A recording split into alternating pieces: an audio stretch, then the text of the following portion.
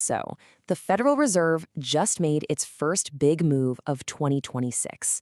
And, on the surface, it looks like pretty good news for the housing market.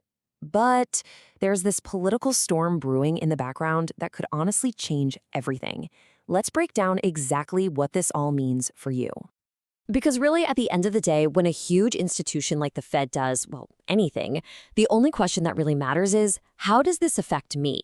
My wallet, my loans, and for so many of us, our mortgage. So let's connect those dots.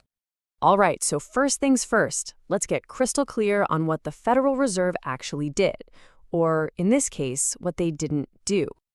The big headline is this. In its first meeting of the year, the Fed decided to keep its main interest rate exactly where it is. No hike, no cut. They've basically hit the pause button, which, to be fair, is pretty much what everyone was expecting. Now, the rate we're talking about is the federal funds rate. And just a quick refresher, this isn't a rate you or I pay. It's what banks charge each other for super short-term overnight loans. Think of it like a master switch for the whole economy. The Fed flips it up, borrowing gets more expensive for everyone, and things cool down. They flip it down, borrowing gets cheaper, and things heat up. And here is the magic number, or, the magic range.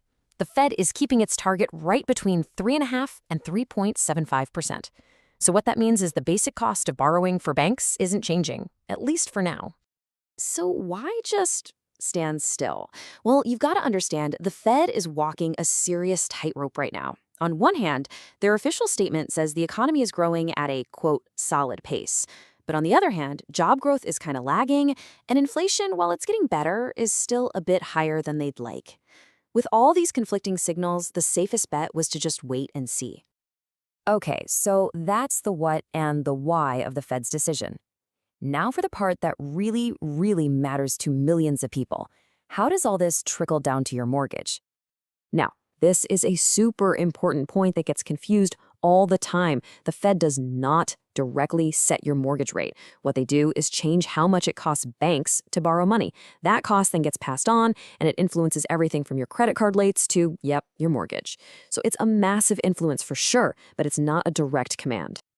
So with the Fed just holding steady, what are the housing experts saying is next? Well, it's kind of that classic good news, bad news situation. Okay, so let's start with the cautious take. According to Mike Franatoni over at the Mortgage Bankers Association, that's the MBA, this Fed decision doesn't really change their forecast much. They're still expecting mortgage rates to be kind of stuck in this little window, somewhere between 6 and 6.5%. And yeah, there's some short-term data to back that up. The latest numbers from the NBA show that when rates ticked up just a tiny bit last week, loan applications dropped. Refinances, which are super sensitive to these little changes, fell by a lot. But, and this is a really big but, here's where the good news kicks in. Another expert at the MBA, Joel Kahn, points out that if you just zoom out a little bit, the picture totally changes. Applications for actually buying a home are up a really strong 18% compared to this time last year. That's a huge signal that buyers are definitely out there and active.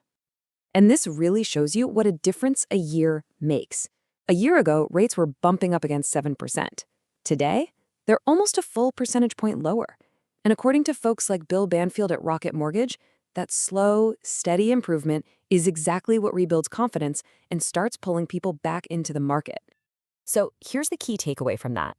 Experts like Banfield's are arguing that pretty much everyone, buyers, homeowners, they've all come to accept that this range, let's call it 5.5% to 6.5%, is the new normal.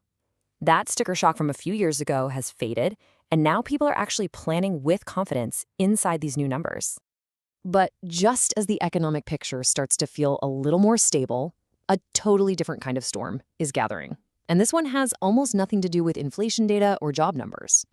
Because the biggest story hanging over the Fed right now, it might not be economic at all. It's intensely political.